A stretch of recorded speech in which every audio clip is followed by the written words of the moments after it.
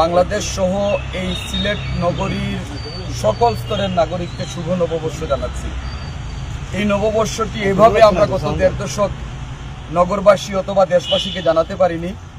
আমরা যেভাবে আমাদের দলের ভারপ্রাপ্ত চেয়ারম্যান জনাব তারেক রহমানের জন্মদিবস পালন করতে পারিনি, যেভাবে আমরা আমাদের দলের প্রতিষ্ঠাতা চেয়ারম্যান জনাব জিয়াউর রহমান সাহেবের জন্ম অথবা মৃত্যুবার্ষিকী পালন করতে পারিনি, যেভাবে আমাদের দেশনেত্রী বেগম খালেদা জিয়ার জন্মদিন আমরা উদযাপন করতে পারিনি, যেভাবে বাংলাদেশের মানুষ এবং ভিন্ন মত এবং পথের মানুষ এবং আমরা যেভাবে বিগত সময়গুলোতে জাতীয় দিবস পালন করতে পারিনি, নববর্ষকে উদযাপন করতে পারিনি, স্বাগত জানাতে পারিনি, আজকে দীর্ঘ ১.৫ দশক যাদের কারণে, যাদের রক্ত এবং ত্যাগের কারণে আজকের এই মুক্ত বাতাসে আমরা শুভ নববর্ষ উদযাপন করছি, আমরা আজকে তাদেরকে স্মরণ করছি।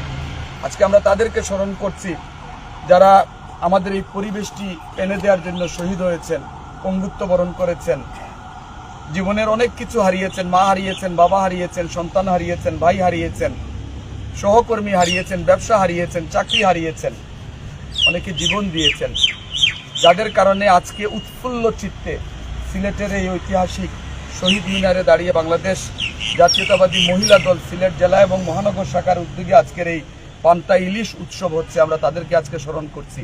আল্লাহ যেন তাদেরকে জান্নাত নসিব করেন এবং আমাদের দলের ভারপ্রাপ্ত চেয়ারম্যান জনাব তারেক রহমান আগামীর বাংলাদেশ বিনির্মাণের লক্ষ্যে সকল শ্রেণী পেশার মানুষকে নিয়ে যে ৩১ দফা ভিত্তিক বাংলাদেশ গড়ার প্রত্যয় ব্যক্ত করেছেন, আমরা বিশ্বাস করি ইনশাল্লাহ আগামীর বাংলাদেশ হবে বৈষম্যহীন বাংলাদেশ এবং আগামীর বাংলাদেশ হবে সকল ধর্ম বর্ণ গোত্রের সকল মানুষের সমন্বয়ে একটি সুখী এবং সমৃদ্ধশালী বাংলাদেশ।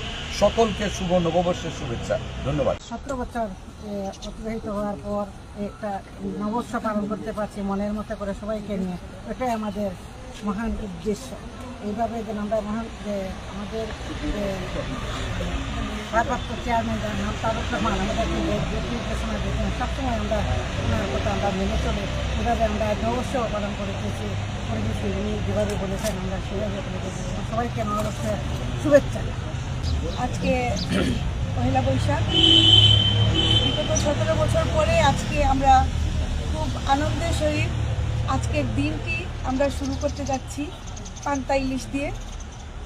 আসলে আমি সবাইকে স্বাগতম জানাচ্ছি। এখানে আমাদের মাঝে উপস্থিত আছেন আজকে আমাদের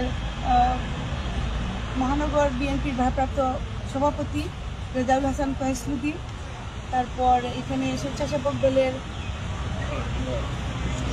সদস্য সচিব আফসর খান,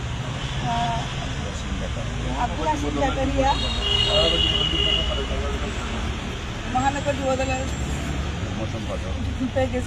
যুগ্ম সম্পাদক এমদাদুল হক স্বপন,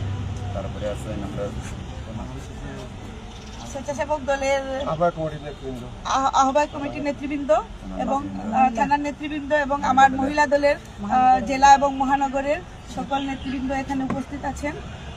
সবাইকে সুস্বাগতম জানাচ্ছি। ধন্যবাদ। এখন আমরা আবার খাবার পরিবেশন করব। সবাই খাবেন।